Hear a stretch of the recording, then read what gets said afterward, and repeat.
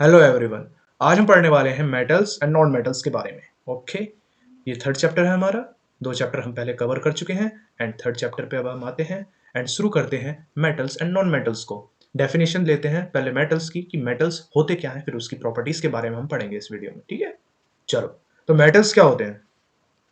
देखिए, मेटल्स जो हैं ऐसे एलिमेंट्स जो अपने इलेक्ट्रॉन को डोनेट कर दे, ठीक है, दान में दे दे दूसरे को, एंड खुद स्टेबल हो जाए। इलेक्ट्रॉन को दे दे एंड स्टेबल हो जाए, ठीक है, उसको क्या बोलेंगे? मेटल। एग्जाम्पल के लिए जैसे सोडियम है। सोडियम का एटॉमिक नंबर 11 है। इसका मतलब इसके पास 11 इलेक्ट्रॉन्स हैं। जितने जितना एटॉमिक नंबर होता है उतने नंबर ऑफ इलेक्ट्रॉन्स उसके पास, एटम के पास होते हैं। ठीक है, चलो। इसका मतलब के एल एम। तो के शेल में 2 इलेक्ट्रॉन, एल में 8 एंड एम, एम में एक एक्स्ट्रा इलेक्ट्रॉन। ये जो एक्स्ट्रा इलेक्ट्रॉन है, इसकी वजह से ये अनस्टेबल है। इसकी वजह से क्या है ये? अनस्टेबल। क्योंकि ये कंप्लीटली फिल्ड नहीं है। क्योंकि ये कंप्लीटली फिल्ड नहीं है, ये पार्शली फिल्ड है, मतलब पूरी तरह से भरा नहीं है ये शेल। ठीक है, इसमें जगह ज्यादा की है बट एक ही इलेक्ट्रॉन बैठा है। तो ये क्या करेगा? इस इलेक्ट्रॉन को बोलेगा तू जा यहां से। क्या बोलेगा? तू जा और मुझे स्टेबल होने दे। जैसे ही ये जाएगा बाहर, तो Na जो है पॉजिटिव पॉजिटिव फील करेगा एंड Na पॉजिटिव बन जाएगा। ठीक है, तो मेटल्स जो होते हैं वो इलेक्ट्रॉन को डोनेट करके पॉजिटिव हो जाते हैं। ठीक है, इलेक्ट्रॉन्स को डोनेट करके पॉजिटिव। जैसे सोडियम एक इलेक्ट्रॉन देगा, Na पॉजिटिव। ठीक है, मैग्नीशियम मैग्नीशियम 2 इलेक्ट्रॉन्स को देगा, Mg2 पॉजिटिव। ठीक है, ऐसे ही अब ये देखते हैं बाकी मेटल्स भी यही चीज करते हैं। आयरन जो है वो 2 इलेक्ट्रॉन्स को भी देता है कभी कभी, और कभी कभी 3 इलेक्ट्रॉन्स को भी देता है। ठीक है, सिल्वर हो गया हमारा, कॉपर हो गया, गोल्ड हो गया, पोटेशियम हो गया, ये सब मेटल्स हैं। ठीक है, physical properties of metal. Physical properties क्या है मेटल्स की? तो पहला है हार्डनेस। बहुत ही ज्यादा हार्ड होता है, कठोर दिल का आदमी है। ठीक है, हार्डनेस का मतलब है कि ये काफी हार्ड टाइप में मिलते हैं, मतलब टफ है, स्ट्रेंथ वाइज ये काफी टफ है। ठीक है, मतलब सॉलिड फॉर्म में मिलते हैं और स्ट्रेंथ इनकी काफी ज्यादा होती है। Except except alkali metals. Alkali metals कौन कौन से होते हैं? जो एल्कलाई ग्रुप में जो एल्कलाई ग्रुप में हमें मिलते हैं उनको एल्कलाई मेटल्स कहते हैं। जैसे सोडियम हो गया, पोटेशियम हो गया, लिथियम हो गया। ये क्या है? ये है एल्कलाई मेटल्स। ये जो मेटल्स हैं ये सॉफ्ट मेटल्स हैं। सॉफ्ट यानी कि इतने सॉफ्ट, आप सोचोगे तो इतने सॉफ्ट कि आप इनको चाकू से भी काट सकते हो। चाकू से भी काटे जा सकते हैं ये। स्ट्रेंथ की बात की जाए, अगर आप स्ट्रेंथ की बात करते हैं तो इनकी टेंसाइल स्ट्रेंथ जो है काफी हाई है। टेंसाइल स्ट्रेंथ का मतलब ही अपने ऊपर इनका जो स्ट्रक्चर होगा, जो मेटल से बना हुआ जो कोई भी चीज होगी, वो काफी वजन को जो है उठा सकती है, बोझ को अपने ऊपर रख सकती है, काफी लोड को अपने ऊपर रख सकती है। इसलिए इनकी टेंसाइल स्ट्रेंथ काफी ज्यादा है और इसीलिए हम इनको बड़े बड़े स्ट्रक्चर्स बनाने में, जैसे बिल्डिंग्स बनाने में, आपके टावर्स बनाने में एंड क्या ब्रिजेस बनाने में इनको हम इस्तेमाल करते हैं। जैसे आयरन को इस्तेमाल किया जाता है, कॉपर को इस्तेमाल किया जाता है, एल्यूमिनियम यूज होता है। ठीक है, except sodium and potassium. Sodium potassium को हम यूज नहीं कर पाते क्योंकि ये सॉफ्ट मेटल्स हैं। स्टेट ये सॉलिड फॉर्म में हमें ज्यादातर मिलते हैं, सॉलिड फॉर्म में आपको मिलेंगे। बस एक एक्सेप्शन है, वो है मरकरी। मरकरी हमारा जो आप देखते हो थर्मोमीटर में मरकरी होता है, ऊपर नीचे होता है। ठीक है, हमारे टेम्परेचर का पता चलता है उससे, थर्मोमीटर से। तो वो क्या बताता है? वो ये बताता है कि आप कितने आप बुखार में हो, कितने नहीं। डॉक्टर के पास जाते हैं, थर्मोमीटर लगाता है। तो मरकरी जो है ये लिक्विड फॉर्म में होता है, तभी तो ऊपर नीचे लिक्विड फॉर्म में उसमें भरा होता है थर्मोमीटर में। ठीक है, ये नॉर्मल टेम्परेचर एंड प्रेशर पे लिक्विड फॉर्म में आपको मिलेगा। ठीक है, लिक्विड। साउंड साउंड को ये प्रोड्यूस करते हैं, इसलिए ये सोनोरस होते हैं। ठीक है, आप गिटार देखिए, वॉयलिन देखिए, इनमें जो तार होते हैं यूज जो हम करते हैं वो मेटल्स के होते हैं, टिन। ठीक है, इनसे भी अच्छी आवाज निकलती है, मैं निकाल नहीं पाऊंगा। ठीक है, तो ऐसे इन चीजों में हम क्या यूज करते हैं? मेटल्स को ही यूज करते हैं म्यूजिकल इंस्ट्रूमेंट्स में, क्योंकि ये अच्छी साउंड प्रोड्यूस करते हैं। कंडक्शन, ये इलेक्ट्रिसिटी को कंडक्ट करेंगे एंड हीट को भी कंडक्ट करते हैं। एक पॉइंट से दूसरे पॉइंट पे इलेक्ट्रिसिटी इनके फ्लो हो जाती है। ऐसे ही हीट फ्लो होती है। इसीलिए हम मेटल्स के बने हुए ही बर्तन वगैरह यूज़ करते हैं, जो कि एल्यूमीनियम के बने होते हैं, कॉपर के भी बने होते हैं, ठीक है? तो वो इसीलिए क्योंकि ये good conductor of electricity and heat है। मैलेबिलिटी, इनको जो है हथौड़े से मार मार के, हैमर से मार मार के ये चपटे किए जा सकते हैं। चपटा मीन्स इनको शीट बनाया जा सकता है, शीट, एकदम प्लेन शीट। तो इसीलिए ये मैलिएबल है, थिन शीट में इनको कन्वर्ट किया जा सकता है, थिन शीट में इनको बदला जा सकता है बाय यूजिंग प्रेशर, प्रेशर का इस्तेमाल करके। डक्टिलिटी, डक्टिलिटी, इनको थिन वायर में कन्वर्ट किया जा सकता है, ये डक्टाइल होते हैं बहुत ज़्यादा। इसीलिए हम इलेक्ट्रिक वायर्स जो होते हैं हमारे, वो कॉपर एंड एल्यूमीनियम के बने होते हैं, क्योंकि ये जो वायर्स हैं ये मेटल्स हैं, और मेटल्स क्या हैं, डक्टाइल, इनको जो है वायर्स में कन्वर्ट करना आसान है, ठीक है, वायर्स में कन्वर्ट करना आसान है। सबसे ज्यादा डक्टाइल मेटल आपका है गोल्ड, ठीक है। 1 ग्राम आप गोल्ड लीजिए, 1 ग्राम, बस 1 ग्राम, एंड उसको पकड़ के खींच दीजिए जी, जी, जी, जी, जी, जी। तो उससे जो वायर बनेगा 1 ग्राम गोल्ड से, वो आपका 2 किलोमीटर लंबा वायर होगा, 2 किलोमीटर लंबा। तो most ductile metal. Melting point and boiling point इनका जो है बहुत ज्यादा होता है, except again sodium and potassium, क्योंकि सॉफ्ट मेटल्स है, इनका melting point and boiling point ज्यादा नहीं होता। मेटल्स जो है ऑक्सीजन की प्रेजेंस में हम बर्न करते हैं जब मेटल्स को, तो हमें क्या मिलता है, मेटल ऑक्साइड। इनकी अब रिएक्शंस की बात हो रही है, अब इनकी रिएक्शन की बात हो रही है, पहले फिजिकल स्टेट की बात हो रही थी, अब रिएक्शंस पे हम आ गए, अब केमिकल प्रॉपर्टीज की बात कर रहे हैं, ठीक है। तो मेटल को ऑक्सीजन के साथ रिएक्ट कराएंगे, यानी कि एयर की प्रेजेंस में, मतलब इन प्रेजेंस ऑफ ऑक्सीजन हम हीट करेंगे, तो क्या होगा, कॉपर हमें कॉपर ऑक्साइड देगा, आयरन हमें आयरन ऑक्साइड देगा, जिसको फेरिक ऑक्साइड कहा जाता है, फेरिक ऑक्साइड, ठीक है। ऑलराइट, तो अब ये देखिए आप कि ये मेटल ऑक्साइड्स जो हैं इनकी प्रॉपर्टीज क्या है, ये देख लेते हैं। मेटल ऑक्साइड्स जो हैं, हमने पढ़ा है प्रीवियस वीडियो में, प्रीवियस चैप्टर में हमने पढ़ा था कि मेटल ऑक्साइड्स जो हैं हमारे, वो बेसिक नेचर के होते हैं, ठीक है, मतलब बेस की तरह एक्ट करते हैं। और जो नॉन मेटल ऑक्साइड्स हैं वो क्या होते हैं, जल्दी बताओ। नॉन मेटल ऑक्साइड्स हमारे होते हैं एसिडिक, ओके। तो नॉन मेटल ऑक्साइड्स होते हैं एसिडिक और ये होते हैं बेसिक। लेकिन कुछ मेटल ऑक्साइड्स ऐसे हैं, जैसे एल्यूमिनियम ऑक्साइड, जिंक ऑक्साइड, ये बेसिक भी होते हैं और एसिडिक भी होते हैं। इनको समझ नहीं आ रहा होता है कि हम इनकी टीम से खेलें या इनकी टीम से खेलें, हम एसिड की टीम में रहें या बेस की टीम में रहें। ये दोनों तरह से एक्ट करते हैं कंडीशन के अकॉर्डिंग, इसीलिए इनको एम्फोटेरिक ऑक्साइड्स कहा जाता है। एग्जाम्पल लीजिए एल्यूमिनियम ऑक्साइड का, जब हम इसको HCl से रिएक्ट कराएंगे, एसिड से रिएक्ट कराएंगे, तो ये अपने आप को बेस की तरह एक्ट करेगा। जब आप इसको बेस से रिएक्ट कराएंगे तो ये अपने आप को एसिड की तरह रिएक्ट करेगा, ठीक है। और एसिड जब बेस से मिलता है या बेस जब एसिड से मिलता है, तो हमें सॉल्ट मिलते हैं एंड वाटर मिलता है। तो सॉल्ट इसमें क्या मिलेगा, ऊपर वाली कंडीशन में एल्यूमिनियम क्लोराइड, एंड नीचे पोटेशियम, सॉरी पोटेशियम कह रहा हूं, sodium aluminate, sodium aluminate with water, ये हो गया neutralisation reaction. Most metal oxides are insoluble in water, ज्यादातर वाटर में सॉल्युबल जो है नहीं होते। मेटल ऑक्साइड्स को आप वाटर में डिसॉल्व नहीं कर सकते, पानी लो, मेटल ऑक्साइड डाल लो, घोल दो, नहीं घुलेगा, ठीक है। लेकिन sodium oxides and potassium oxides जो हैं, sodium oxide and potassium oxide जो हैं, वो वाटर में डिसॉल्व हो जाते हैं और क्या देते हैं हमको, एल्कलीज। एल्कलीज यानी कि बेस को प्रोड्यूस करते हैं, NaOH।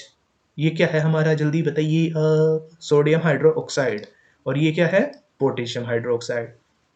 तो sodium oxide and potassium oxide जब पानी के साथ रिएक्ट करेंगे तो क्या देंगे, sodium hydroxide and potassium hydroxide. Fact, कुछ फैक्ट्स और हैं मेटल ऑक्साइड्स के, वो ये हैं कि पोटेशियम एंड सोडियम जो है, अगर आप इनको ओपन में एकदम ऐसे ही रख दोगे, ऐसे ही रख दिया सोडियम को पोटेशियम को, तो ये तुरंत एकदम वायलेंटली बर्न कर जाते हैं, एकदम आग लग जाती है एकदम तुरंत। क्यों, क्योंकि ये बहुत ही ज़्यादा रिएक्टिव है ऑक्सीजन की प्रेजेंस में, ये बहुत ही ज़्यादा एकदम तुरंत रिएक्ट कर जाते हैं, क्योंकि इनकी रिएक्टिविटी जो है, सॉरी रिएक्टिविटी जो है इनकी वो काफ़ी हाई है, ठीक है। इसीलिए इनको कैरोसिन के तेल में डुबोए रखते हैं कि लो भाई साहब अब जल के दिखाओ हमें। क्यों, आप बोलोगे कैरोसिन क्या करता है, ऐसा कैरोसिन क्या करता है, कैरोसिन से हम जो है ऑक्सीजन की जो सप्लाई है वो पोटेशियम तक वो कट ऑफ हो जाती है, वो जा नहीं पाती ऑक्सीजन, बीच में केरोसिन आ जाता है। इसलिए ये केरोसिन के तेल में हम डुबो के रखते हैं इनको, पोटेशियम एंड सोडियम को। ऑर्डिनरी टेम्परेचर पे अगर आप बात करें तो magnesium, aluminium, zinc and lead, magnesium, aluminium, zinc and lead, वो आपके एक थिन लेयर ऑफ ऑक्साइड से अपने आप को ढक के रखते हैं, कवर करके रखते हैं। और ऑक्साइड किसकी? इन्हीं की, खुद की, स्वयं की। Magnesium oxide, aluminium oxide, zinc oxide and lead oxide से अपने आप को कवर कर लेते हैं। इसलिए हमने चैप्टर नंबर 1 में पढ़ा था, जब हम मैग्नीशियम को ऑक्सीजन की प्रेजेंस में जलाते हैं, सबसे पहली रिएक्शन हमारी केमिकल रिएक्शंस की सबसे पहली रिएक्शन, तो हम उसको अच्छे से साफ करते हैं with the help of sand paper. क्यों करते हैं? क्योंकि उसके ऊपर रखे रखे जो है ऑक्सीजन की कवरिंग हो चुकी है, और जिसकी वजह से मैग्नीशियम ऑक्साइड की लेयर उस पर जम गई है। उसको पहले आप साफ करोगे तभी वो सही से ऑक्सीजन में जल पाएगा, जिसकी वजह से, जिस कवरिंग की वजह से उसकी फर्दर ऑक्सीडेशन नहीं हो पाती है। इसलिए उसको रिमूव किया जाता है एंड देन फिर उसको ऑक्सीजन की प्रेजेंस में हम जलाते हैं। आयरन जो है बहुत हाई टेम्परेचर पे जलता है, ठीक है, ये हमको पता है, ये कॉमन चीज है, आप भी जानते होंगे।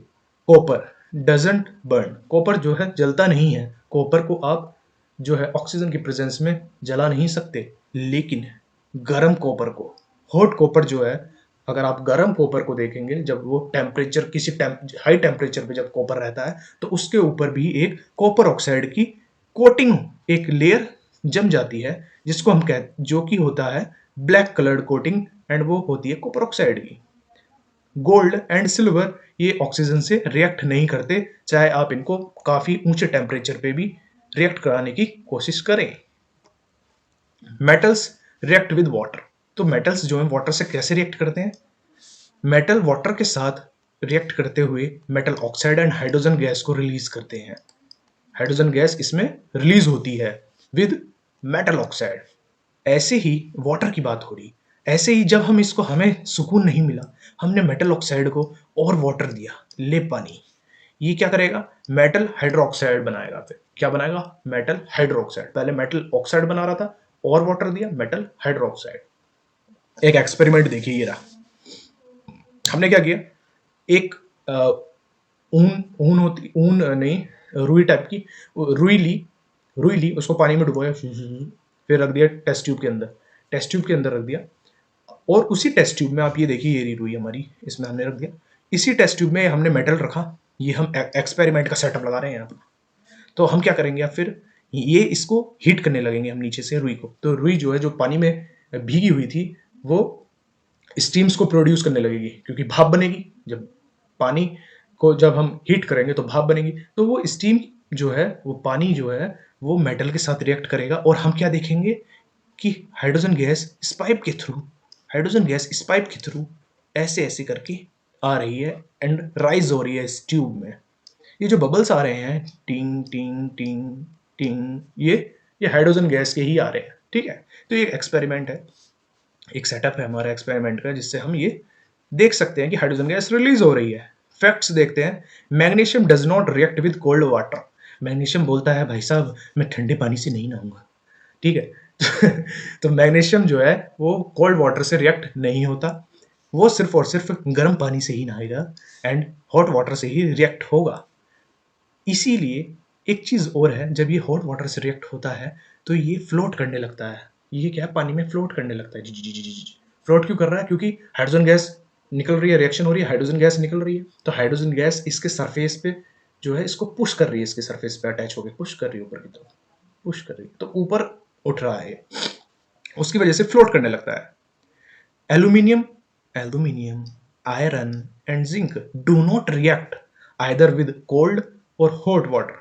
एल्यूमिनियम, आयरन एंड जिंक जो है, ये ना तो कोल्ड वाटर से रिएक्ट होते हैं, ना ही हॉट वाटर से, लेकिन ये स्टीम से, भाई साहब, स्टीम बाथ लेते हैं, ये स्टीम बाथ, ये स्टीम से रिएक्ट होते हैं, ठीक है। और क्या बनाते हैं? Oxide and hydrogen.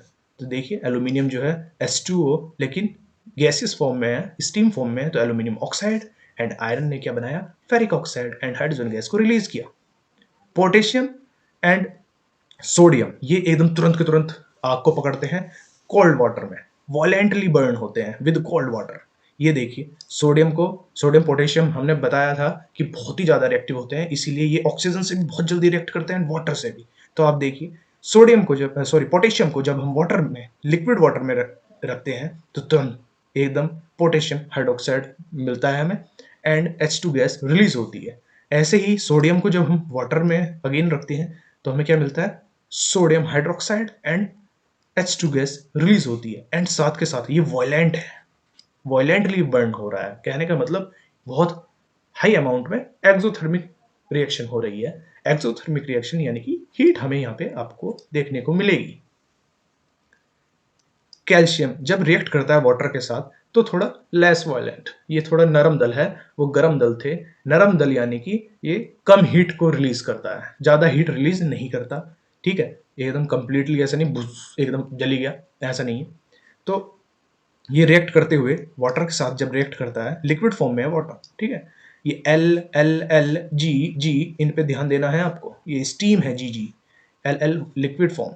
तो ये क्या बनाएगा, ये कैल्शियम हाइड्रोक्साइड बनाएगा एक्वस फॉर्म में एंड हाइड्रोजन गैस को रिलीज करेगा। सेम चीज है, हीट को भी रिड्यूस मतलब रिलीज करेगा इन बहुत कम अमाउंट में। अब क्या होता है, यही हाइड्रोजन गैस कैल्शियम से टच होके इसको उठाने लगती है ऊपर की तरफ। तो हम जैसे ही ये रिएक्शन कराते हैं, वाटर में डालते हैं कैल्शियम, तो हमें दिखता है कि कैल्शियम जो रिएक्ट होते होते कैल्शियम हाइड्रोक्साइड तो बना रहा है, लेकिन ऊपर भी उठते जा रहा है। तो वो ऊपर इसलिए ही उठ रहा है क्योंकि उससे हाइड्रोजन गैस टकरा रही है।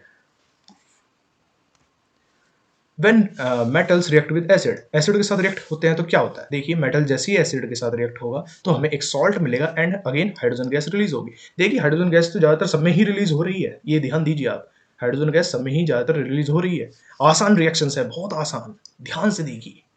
तो मेटल डाइल्यूट एसिड के साथ रिएक्ट करने पर हमें सॉल्ट देता है एंड हाइड्रोजन गैस। तो एम जी आया भाई साहब, यहाँ H को भगाया, चल भाग, तो MgCl2 बना और H यहाँ आ गए। एल्यूमिनियम आया, चल भाग, H को भगा के एल्यूमिनियम क्लोराइड आ गया, जिंक क्लोराइड। ठीक है, अब एक चीज एक्वा रीजिया, ये चीज आती है, एक अच्छा टॉपिक, प्यारा टॉपिक, छोटा टॉपिक।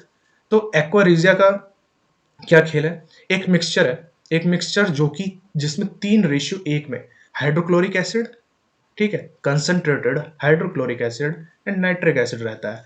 इट मीन्स, इसका कहने का मतलब क्या है, आप ये देख रहे हो, समझ रहे हो विनोद क्या कहना चाह रहा है ये कहना चाह रहा है कि अगर हमारे पास सपोज कीजिए 4 लीटर एक्वारीजिया है, तो 4 लीटर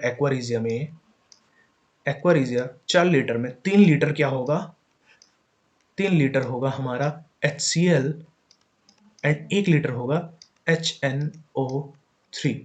समझे, 3:1 के मतलब 3:1 में जब हम एक सॉल्यूशन बनाते हैं जिसमें 3 पार्ट किसके हैं, हाइड्रोक्लोरिक एसिड, और 1 पार्ट किसका, नाइट्रिक एसिड, और उनको मिलाते हैं, जो हमें सॉल्यूशन मिलता है वो आपका होता है एक्वारीजिया, जिसको हम रॉयल वाटर भी कहते हैं। रॉयल वाटर इसलिए, इसका थोड़ा हिस्टोरिक इंपॉर्टेंस है, ऐतिहासिक रूप से ये थोड़ा वर्ड प्रसिद्ध रहा है। उसका कारण ये है कि रॉयल इसकी मदद से, इस वाटर की मदद से, इस एक्वारीजिया की मदद से जो किंग वगैरह होते थे, राजा वगैरह, उनके पास जो सोने के ऑर्नामेंट्स होते थे वो इससे साफ हो जाते थे बहुत आसानी से, बहुत डाइल्यूट करके एकदम आसानी से इसको, इसका यूज करके साफ हो जाते थे इससे। यही कारण है कि अगर हम एक्वारीजिया को लें तो वो उसमें अगर गोल्ड को डाल दें कि लो भैया टपका दिया, तो वो गोल्ड एंड प्लेटिनम को पूरा पूरा डिसॉल्व कर जाता है। बहुत ही ज्यादा एसिडिक मीडियम प्रोवाइड करता है एक्वारीजिया, लगभग हर एक चीज को ये जो है डिसॉल्व करने की क्षमता रखता है अपने अंदर। ओके, फैक्ट्स, फैक्ट्स का मतलब कोई ऐसा कोई फैक्ट्स नहीं है, ये साइंस है, कोई फैक्ट्स नहीं है, लेकिन फैक्ट्स मीन्स साइंस से रिलेटेड फैक्ट्स हैं जिनको हम एक्सप्लेन भी कर रहे हैं। और कुछ चीजें ऐसी होती हैं साइंस में जो हो रही हैं उनके हिसाब से, पहले रिएक्शन होती है फिर हम उसका मैकेनिज्म देखते हैं कि हाँ रिएक्शन में हुआ क्या था। ठीक है, तो ये देखिए, कैल्शियम जो है वो रिएक्ट नहीं करता है डाइल्यूट हाइड्रोक्लोरिक एसिड से, ये एक फैक्ट है। कैल्शियम जो है डाइल्यूट हाइड्रोक्लोरिक एसिड से रिएक्ट नहीं कर पाता है। कैल्शियम कह रहा हूं, बहुत बड़ी मिस्टेक कर रहा हूं और आप बोल भी नहीं रहे हो, ये कैल्शियम नहीं, ये कॉपर है। कॉपर रिएक्ट नहीं करता डाइल्यूट हाइड्रोक्लोरिक एसिड से। ठीक है, हाइड्रोजन गैस जो है वो, अच्छा, एसिड के साथ हम रिएक्ट कराते हैं तो हाइड्रोजन गैस निकल रही है, देख रहे हैं। लेकिन लेकिन ठहर जाइए यहीं पे। HNO3 नाइट्रिक एसिड के केस में ऐसा नहीं है। नाइट्रिक एसिड के केस में आप देखोगे कि हाइड्रोजन की जगह वाटर रिलीज होता है, ठीक है, क्योंकि HNO3 बहुत ही अच्छा ऑक्सीडाइजिंग एजेंट है। ये ऑक्सीजन एकदम तुरंत प्रोवाइड करता है, ठीक है। HNO3 नाइट्रिक एसिड बहुत अच्छा ऑक्सीडाइजिंग एजेंट है और ये ऑक्सीजन प्रोवाइड करता है तुरंत के तुरंत, एंड हाइड्रोजन को ऑक्सीडाइज कर देता है। हाइड्रोजन को ऑक्सीडाइज करके वाटर बना देता है एंड खुद अपने आप को रिड्यूस करके अपनी खुद की एक ऑक्साइड देता है। या तो NO2 होगी यहाँ पर, वरना NO भी हो सकती है और N2O भी हो सकती है, ठीक है। चलिए, ये देखिए सिल्वर से रिएक्ट कराया था इसको हमने, तो AgNO3 NO2 एंड H2O हमें मिला। ये है सिल्वर नाइट्रेट हमारा, ठीक है। अब मैग्नीशियम और मैग्नीज, ये दो ऐसे मेटल्स हैं जिनको रिएक्ट नहीं जिसको सॉरी जो रिएक्ट होते हैं बहुत ही ज़्यादा डाइल्यूट HNO3 के साथ एंड हाइड्रोजन गैस को जो है इवॉल्व करते हैं, निकालते हैं। वरना ज़्यादातर मेटल्स जो हैं HNO3 के साथ रिएक्ट करने पर हाइड्रोजन गैस देते ही नहीं, वो सीधा वाटर देते हैं और साथ में नाइट्रोजन की कोई एक ऑक्साइड हमें प्रोवाइड करते हैं, क्योंकि ये बहुत अच्छा ऑक्सीडाइजिंग एजेंट है। But magnesium and manganese, Mg and Mn, इनके केस में ऐसा नहीं है, ठीक है। इनके केस में क्या है, इनके केस में ये नॉर्मली रिएक्ट करेगा एंड हमें सॉल्ट एंड हाइड्रोजन गैस देगा। आपको सब कुछ समझ में आ रहा है क्या यहाँ तक? अगर आ रहा है तो एक like please. When metals react with acid, when metals react with acid, अच्छा ये हो चुका है हमारा। चलिए, how do metals react with solution of other metals, salt, other metal salt. तो how do metals react with solution of other metal salt, other metal salt यानी कि एक मेटल दूसरे मेटल के सॉल्ट से, एक मेटल है हम पे मैग्नीशियम है, कॉपर सल्फेट, कॉपर सल्फेट यानी कॉपर का सॉल्ट, कॉपर का salt, copper sulphate, magnesium copper sulphate से कैसे रिएक्ट करेगा, कैसे रिएक्ट करेगा वो देखिए। ऐसे रिएक्ट करेगा, आप ये देखिए, इसमें होती है डिस्प्लेसमेंट रिएक्शन, आपने पढ़ी है। इसमें क्या होता है, जो ज्यादा रिएक्टिव है, जैसे मैग्नीशियम ज्यादा रिएक्टिव है कॉपर से, ये बोलेगा चल टाटा बाय बाय हो जा, कॉपर निकल जाएगा, मैग्नीशियम आ जाएगा, ये बन जाएगा मैग्नीशियम सल्फेट एंड कॉपर यहाँ पे। तो मैग्नीशियम यहाँ पर, मैग्नीशियम हमारा ज्यादा रिएक्टिव है कॉपर से, है ना। ऐसे ही जिंक कॉपर को बोलेगा, चलिए, तो यहाँ पे आ जाएगा जिंक एंड यहाँ आ जाएगा कॉपर। इसका मीन्स जिंक जो है वो ज्यादा रिएक्टिव है कॉपर से। अब आयरन भी ऐसी करेगा एंड आयरन भी ज्यादा रिएक्टिव है कॉपर से। तो ये डिस्प्लेसमेंट रिएक्शन के थ्रू जो है सॉल्ट को बनाते हैं एंड मेटल को डिस्प्लेस करते हैं। जो ज्यादा रिएक्टिव होता है वो कम रिएक्टिव को डिस्प्लेस हटा देता है। चलो हट, मैं आ रहा हूं तेरी जगह, ठीक है। इसका एक एक्सपेरिमेंट सेटअप हमारा ये रहा। हमने क्या किया, एक आयरन की नेल ली, ठीक है, उसको कॉपर सल्फेट सॉल्यूशन जो कि ब्लू कलर का होता है, आप देख सकते हैं, कॉपर सल्फेट CuSO4, CuSO4, ठीक है। तो CuSO4 में हमने आयरन की जो है एक नेल ली, ठीक है, और इसको ऐसे लटका दिया। तो आयरन और कॉपर सल्फेट आपस में जब आएंगे तो क्या होगा, डिस्प्लेसमेंट रिएक्शन। इसमें आयरन जो है, जो इस पे नेल पे जो लगा हुआ आयरन है, जो नेल तो पूरी आयरन की है, इसका आयरन जो है इसके सॉल्यूशन में डिसॉल्व होने लगेगा, क्योंकि कॉपर सल्फेट को, और वो कॉपर सल्फेट को क्या करने लगेगा, रिप्लेस रिप्लेस करके अब कॉपर सल्फेट जो है आयरन पे आयरन की जगह आ जाएगा। कॉपर जो है, सॉरी कॉपर सल्फेट कह रहा हूँ, कॉपर जो है वो आयरन की नेल पे जो इकट्ठा होने लगे कॉपर, जिससे ये ब्राउन होने लगेगी एंड ये सॉल्यूशन भी अपना कलर चेंज करने लगेगा। क्यों चेंज करने लगेगा, क्योंकि अब यहाँ पे आयरन सल्फेट बन रहा है। तो ये आपका सेटअप से आप देख सकते हो एक्सपेरिमेंट के थ्रू। एंड एंड भाई साहब, ये है आपकी रिएक्टिविटी सीरीज, ये है रिएक्टिविटी सीरीज। रिएक्टिविटी हमारी नीचे जाने पर क्या होती है, वो डिक्रीज होने लगती है, डिक्रीज होती है ऊपर से नीचे। सबसे ज्यादा रिएक्टिव पोटेशियम है, फिर सोडियम है, आप जानते हो, हम बात कर चुके हैं इसके बारे में, ठीक है। फिर कैल्शियम है, magnesium, aluminium, zinc, iron, lead, hydrogen, copper, mercury, silver, gold. इनको कैसे याद करना है, इनको याद करने के लिए एक छोटी सी ट्रिक आपके लिए पेश है। Please send cats, monkeys and zebra in lovely hot countries, please send cats, monkeys and zebra in lovely hot countries. P से पोटेशियम, S से सोडियम, C से कैल्शियम, M से मैग्नीशियम, A से एल्यूमिनियम, Z से zinc हो गया, आई से iron हो गया, एल से लवली फॉर लेड, एच से हाइड्रोजन एंड सी से कॉपर। ठीक है, इस तरह से आप उसको याद कर सकते हैं रिएक्टिविटी सीरीज को। How do metals and non metals react? बहुत अच्छा सवाल भाई साहब ने पूछा है, ये रिएक्ट करते कैसे हैं? लेकिन मेटल्स जो है वो इलेक्ट्रॉन्स देता है, वो इलेक्ट्रॉन्स देता है, कोई भी रिएक्शन होगी इलेक्ट्रॉन्स देगा, नॉन मेटल इलेक्ट्रॉन्स लेगा, और ऐसे ही रिएक्ट ये करते हैं।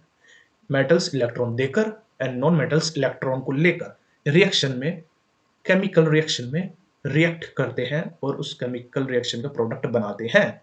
जैसे आप यहां देखिए, जब मैग्नीशियम हमारा 2 इलेक्ट्रॉन्स को डोनेट करेगा, 2+ इलेक्ट्रॉन्स को डोनेट करेगा, तो अपने ऊपर Mg2 पॉजिटिव चार्ज ले लेगा। 2 इलेक्ट्रॉन्स जो होंगे वो 2 क्लोरीन को चले जाएंगे, एक आप लीजिए एक आप लीजिए, तो क्या बनेगा? MgCl2 बनेगा या नहीं बनेगा? Mg खुद उसने Cl को दिया, Cl को दिया, तो MgCl2, ये देखिए Mg ने एक इलेक्ट्रॉन Cl को दिया, दूसरा Cl को दिया। ये नॉन मेटल है, ये नॉन मेटल है हमारा Nm, नॉन मेटल।